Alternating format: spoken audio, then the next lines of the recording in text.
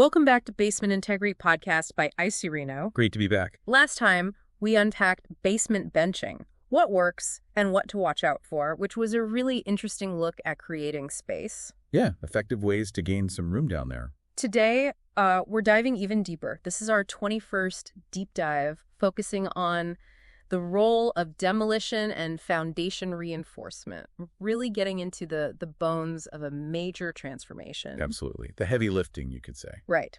So our mission today is to take a close look at how these two critical processes, demolition, but like strategic demolition, and foundation reinforcement, how they really work together. It's all about transforming those, often underused basement spaces. Exactly. Imagine walking down there and seeing not just cobwebs and storage boxes, but maybe a bright family room or a much-needed home office. But proper living space. Yeah. But for a lot of homeowners, low ceilings or worries about the structure make that seem impossible. So our goal is to give you, our listeners, a shortcut to understanding these pretty complex processes, give you the key takeaways you need. Whether you're actually planning a project or just curious about what goes in it. So you feel well informed. Okay, let's unpack this because transforming a basement, it really does often start right here, foundational stuff. It really does. And what's fascinating, I think, is how these tasks, demolition and reinforcement, they seem almost opposite, but they have to work in perfect sync. How so? Well, many homes, especially older ones like we see a lot here in Toronto, have these basements that just aren't pulling their weight space-wise. Right. Low ceilings, maybe a bit damp. Exactly. And unlocking their potential usually means you need more space, specifically headroom, and you absolutely need to ensure the structure is sound. Okay. We actually recently worked on a project here in Toronto that's a perfect example. We helped a homeowner turn this really underutilized basement into a fantastic modern living area. Okay. And it perfectly showed that synergy you need, the lowering for the space, the underpinning for the strength, and that careful demolition to prepare for it all. It's that comprehensive approach we take here at IcyReno. That makes sense. It's not just one piece. So let's start with the basement lowering part. For anyone listening who isn't familiar, what exactly does that achieve in a renovation? Okay, so basement lowering, fundamentally, it's about increasing the ceiling height. We do this by physically excavating the existing basement floor, digging it deeper. So you're literally creating more vertical space. Precisely. Yeah. And that transforms what might be a cramped, maybe a 6-foot ceiling space where you feel like ducking. Yeah, claustrophobic almost. Into a genuinely spacious area, 8, maybe even 9 feet sometimes, suitable for real modern living. Think comfortable bedrooms, family rooms, home offices, gyms. Suddenly feels like a real part of the house, not just the basement. Exactly. That increased height is so valuable. It makes the space feel open, inviting, truly livable. It moves it way beyond just being a place to store seasonal decorations. And psychologically, I guess, it just feels completely different. Oh, massively. Higher ceilings change the whole perception. Plus, practically, it lets you install proper ductwork without those ugly bulkheads everywhere. Allows for better lighting options, taller furniture. Things you just couldn't fit before. Right. So lowering gives us the height, the usable space. But then as you dig down, you're messing with the original foundation support system. Right? You are. You're removing the soil that was supporting those original footings. Which brings us to underpinning. This sounds like where things get really serious, structurally speaking. Why is this so critical, especially when we're lowering a basement? It's absolutely critical, non-negotiable, really. If lowering creates the canvas, underpinning builds the strong easel to hold it. Okay, I like that analogy. When you lower the floor, you've exposed the base of your existing foundation walls. They now need to extend deeper to rest on stable ground at the new, lower level. Underpinning is that process. Extending the foundation downwards. Exactly. Reinforcing it, extending it, making sure it can handle the load of the house now that the surrounding soil support has changed. It ensures the foundation can support the expanded space safely. And you mentioned Toronto specifically earlier. Does our local ground make a difference? It does, yeah. It makes underpinning even more crucial here. We often deal with specific types of soil, like glacial clay deposits. Oh. And these soils can expand and contract quite a bit with moisture changes, wet winters, dry summers.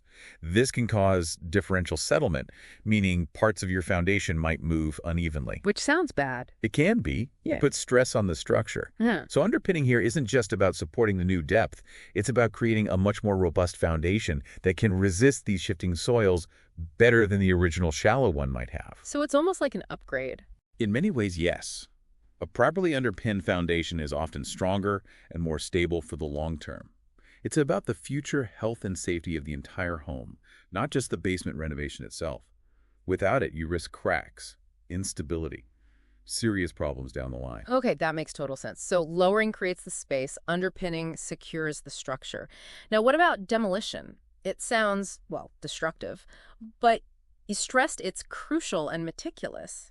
How is basement demolition different? That's a key distinction. It's not just swinging sledgehammers, not in this context. Think of it more like surgical deconstruction. Surgical. Okay. Yeah, it's the careful, planned removal of old materials, maybe outdated partition walls, old concrete floors that need to go, sometimes hidden plumbing or electrical that's being replaced. Clearing the way.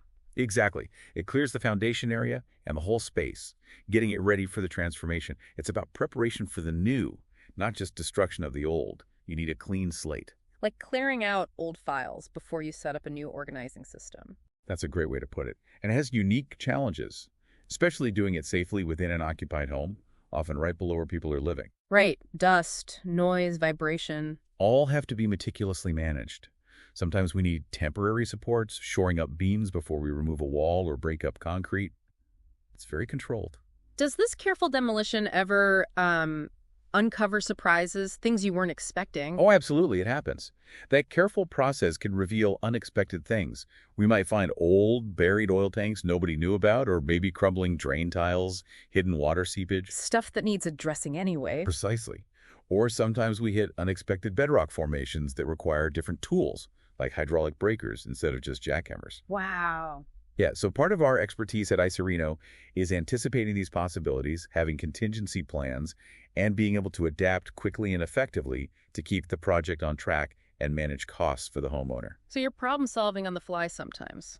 It's part of the job in this kind of deep renovation work. Right. This meticulous prep is what allows us to then build that truly modern, functional basement tailored to the homeowner's vision without compromise. Got it.